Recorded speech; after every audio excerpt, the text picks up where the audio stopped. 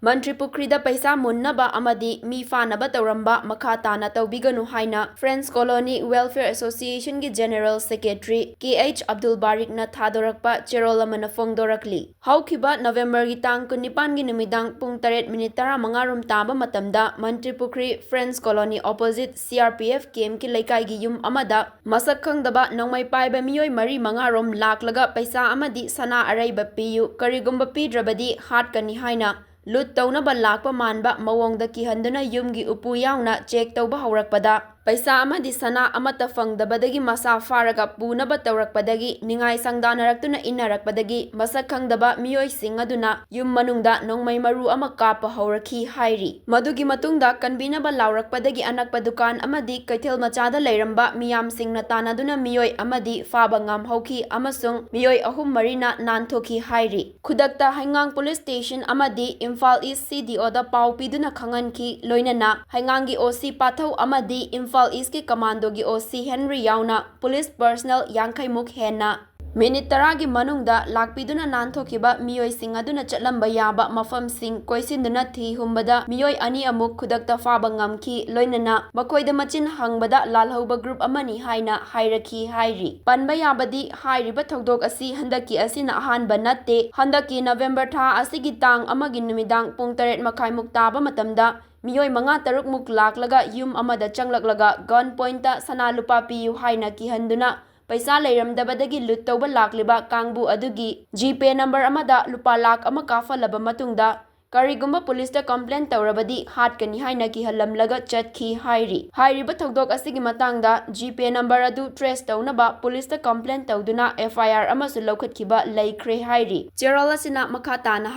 hairiba thodok ani asi thoklakpa asida laikai ahum asida leiriba club ahum yauna miyam gi oiba meeting ama ngarang famlaba matungda asigumba nongmai pairaga migi mayimda changlaga sana lupa lut taunaba amadi mi fanaba chatharakpa thawong asibu haksinna lawbaga loinana condemn tawrakli masigi matangda yawoloi asengba oiramba tarabasu hairiba Peisa lakpa amadi munbada chenariba miyoi singasi matung taudanaba yawoloi singi leader singna warakpiyu haina Mantripukhri gi praja singi maikaidagi appeal tawrakli loinana laikai asida hanjin asigumba sel munba amadi lakpa asi toina chatharakpa maramna laikai ahum asigi club ahum amadi miyamga loinana warep kaya lauduna maram amata leitana numidangda mi ahenba changbada athingba thamba amadi numidang khudingi drive tauba hauragani haina lepnakre hairi Cherola sina Makha Tana inglisingani kunhumdagi me ahumdagi thorakiba laibak thiba thodokta yummaina chakiba leifam chafam khangdana lan chelaktuna khudakta hangba relief camp kontha ahalup haingang achan bigay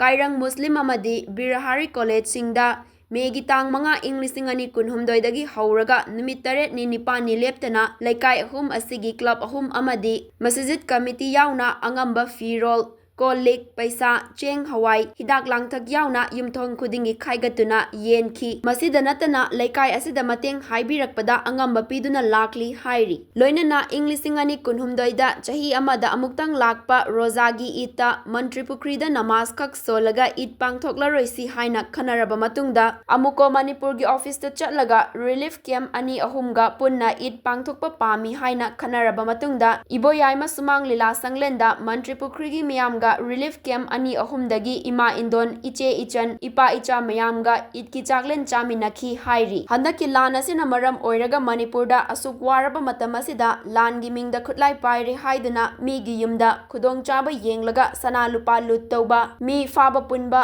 mi amada hekta badanam tauraga ki handuna Peisa launaba hotnaba asi khudaktagi lepiyu loinana masi Mantripukhri khaki haizaba natte atopa mafam amatada Toubiganu haina appeal tarakli loinana appeal amana kanagumba party amasung organization singna Mantripukhri gi area da mateng haibiningba natraga kanagumba mara leiba mi amada wa hainingba leiba tarabasu laikai asida leiriba club amasung association singda hana pau pibirau mara leiba mi adu thidoklaga chumthokpada laikai asigi club amadi prajana angamba mateng taunaba matam pumbada sem saduna lei hairi haujiksu Mantripukhri gi laikai ani ahum asida maru oiba maitai gi imalup amadi maira paibi organization sing kauraga nisa chaba amasung yonba huran chinthi tauba amadi lamchat naidaba mi sing faraga laikai dagi tanthokpagi thabak asi laikai asigi club singa khutsam ꯆꯥꯡꯗꯝꯅꯔꯒ ꯍꯞꯇꯥ ꯈꯨꯗꯤꯡꯒꯤ ꯇꯧꯔꯤ ꯍꯥꯏꯔꯤ꯫ ꯃꯟꯇ꯭ꯔꯤꯄꯨꯈ꯭ꯔꯤꯒꯤ ꯂꯩꯀꯥꯏ ꯑꯁꯤ CRPF ꯕꯦꯇꯥꯂꯤꯌꯟꯒꯤ ꯍꯦꯛ ꯑꯣꯄꯣꯖꯤꯠꯀ ꯊꯪꯅꯅ ꯂꯩꯕ ꯃꯔꯝꯅ ꯄꯨꯂꯤꯁ ꯍꯦꯗꯀ꯭ꯋꯥꯔꯇꯔꯁ ꯑꯃꯗꯤ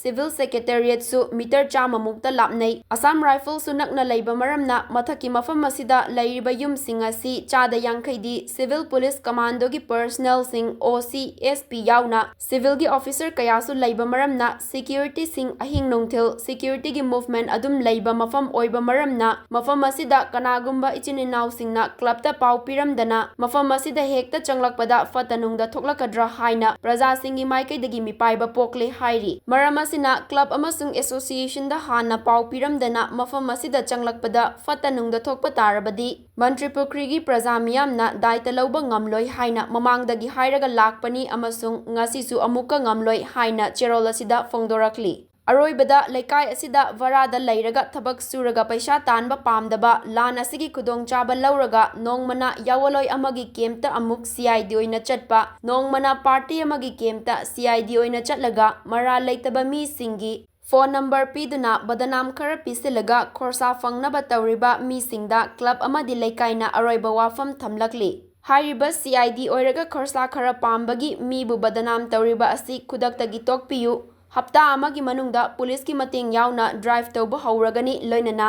ꯐꯣꯟ ꯅꯝꯕꯔꯁꯤꯡ ꯄꯨꯂꯤꯁ ꯗꯤꯄꯥꯔꯠꯃꯦꯟꯠꯗ ꯄꯤꯁꯤꯟꯗꯨꯅ ꯁꯔꯚꯤꯂꯦꯟꯁꯇ ꯊꯝꯂꯒ ꯌꯦꯡꯁꯟꯕꯒꯤ ꯊꯕꯛ ꯍꯧꯔꯒꯅꯤ ꯍꯥꯏꯔꯤ꯫ ꯌꯥꯋꯣꯜꯂꯣꯏ ꯄꯥꯔꯇꯤꯒꯤ ꯏꯆꯤꯟ ꯏꯅꯥꯎꯁꯤꯡꯗꯁꯨ ꯀꯅꯥꯒꯨꯝꯕ ꯃꯤ ꯈꯔꯅ ꯃꯤ ꯑꯃꯒꯤ ꯄꯥꯎ ꯑꯃ ꯍꯦꯛꯇ ꯄꯨꯔꯛꯂꯒ ꯃꯥꯗꯤ ꯁꯨꯃꯥꯏꯅ ꯇꯧꯏ ꯍꯥꯏꯅ ꯕꯗꯅꯥꯝ ꯄꯤꯔꯒ CID ꯇꯧꯕ ꯂꯥꯛꯄꯗ ꯍꯦꯛꯇ ꯊꯥꯖꯔꯒ ꯑꯦꯛꯁꯟ ꯍꯥꯟꯅ ꯇꯧꯕꯤꯒꯅꯨ꯫ ꯃꯐꯝ ꯑꯗꯨꯗ ꯂꯩꯔꯤꯕ ꯀ꯭ꯂꯕ ꯑꯃꯁꯨꯡ ꯑꯦꯁꯣꯁꯤꯌꯦꯁꯟꯁꯤꯡꯗ ꯍꯥꯟꯅ ꯚꯦꯔꯤꯐꯤꯀꯦꯁꯟ ꯇꯧꯕꯤꯌꯨ ꯍꯥꯏꯅ ꯑꯥꯄꯤꯜ ꯇꯧꯔꯛꯂꯤ꯫ ꯍꯧꯖꯤꯛꯀꯤ ꯀ꯭ꯔꯥꯏꯁꯤꯁ ꯑꯁꯤꯅ ꯃꯔꯝ ꯑꯣꯏꯔꯒ ꯃꯤꯄꯨꯝ ꯄꯨꯝꯅꯃꯛ ꯋꯥꯕꯗ ꯈꯝ ꯊꯦꯡꯂꯕ ꯃꯇꯝ ꯑꯁꯤꯗ ꯃꯤꯑꯣꯏ ꯈꯔꯅ ꯃꯁꯥꯒꯤ ꯂꯅꯥꯏ ꯌꯨꯝ ꯄꯨꯅꯕ ꯍꯣꯠꯅꯕꯗ ꯃꯤꯆꯝ ꯄ꯭ꯔꯖꯥꯗꯒꯤ ꯁꯦꯜ ꯃꯨꯟꯕ ꯑꯃꯁꯨꯡ ꯂꯥꯛꯄ, ꯃꯤꯕꯨ ꯐꯥꯕ ꯄꯨꯟꯕ ꯑꯁꯤ ꯈꯨꯗꯛꯇꯒꯤ ꯂꯦꯞꯄꯤꯌꯨ ꯍꯥꯏꯅ ꯑꯥꯄꯤꯜ ꯇꯧꯔꯛꯄꯒ ꯂꯣꯏꯅꯅ ꯃꯁꯤꯒꯤ ꯃꯔꯝꯗ ꯃꯅꯤꯄꯨꯔꯗ ꯂꯩꯔꯤꯕ CSO ꯃꯌꯥꯝꯒꯤ ꯄꯨꯛꯅꯤꯡꯁꯨ ꯆꯦꯔꯣꯜ ꯑꯁꯤꯅ ꯃꯈꯥ ꯇꯥꯅ ꯆꯤꯡꯁꯤꯜꯂꯛꯂꯤ꯫